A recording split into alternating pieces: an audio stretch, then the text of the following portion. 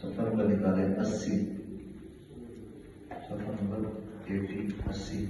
اعوذ باللہ من الشیطان الرجیم، بسم اللہ الرحمن الرحیم۔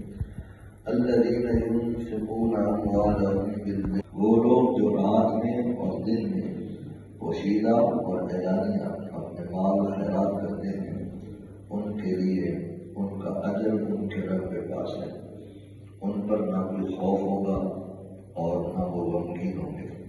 الذین یأکلون الربا لا یقومون الا کما یقوم الذی یتخبطہ الشیطان من المس، جو لوگ سود کھاتے ہیں وہ قیامت کے دن نہ کھڑے ہوں گے مگر اس شخص کے کھڑے ہونے کی طرح جس میں جو سود ہی کی طرح ہے۔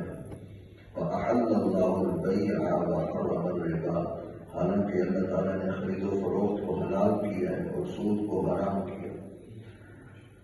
فَمَنْ جَاءَهُ مَوْعِظَةٌ مِّن رَّبِّهِ فَانتَهَىٰ فَلَهُ مَا سَلَفَ، تو جس کے پاس اس کے رب کی طرف سے نصیحت آئی پھر وہ باز آ گیا تو اس کے لیے حلال ہے وہ جو پہلے گزر چکا۔